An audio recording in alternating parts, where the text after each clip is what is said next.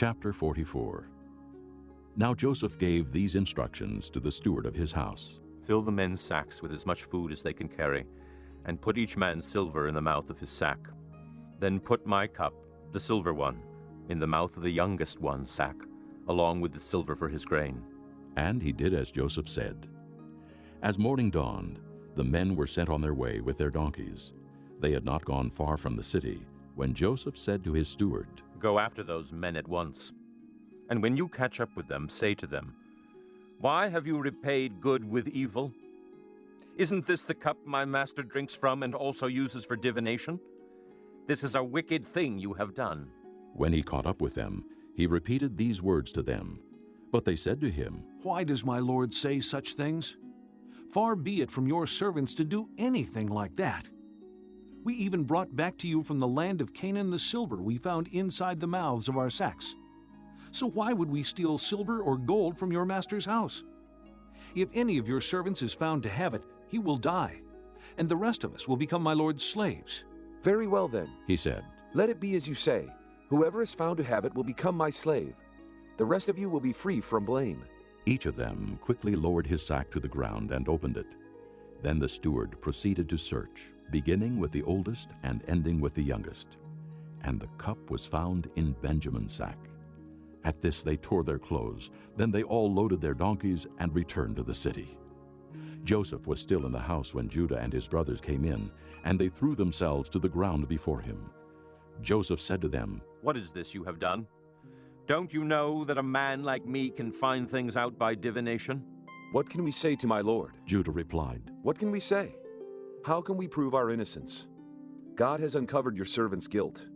We are now my lord's slaves, we ourselves and the one who was found to have the cup. But Joseph said, Far be it from me to do such a thing. Only the man who was found to have the cup will become my slave.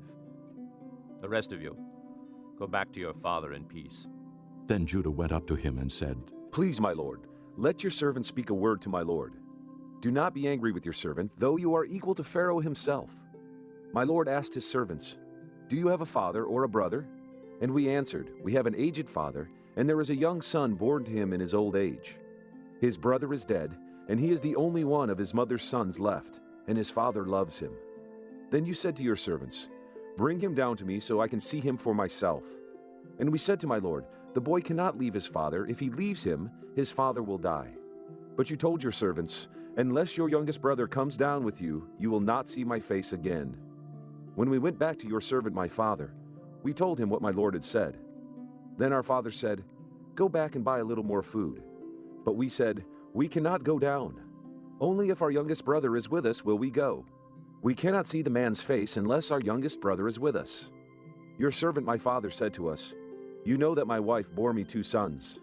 One of them went away from me, and I said, He has surely been torn to pieces, and I have not seen him since.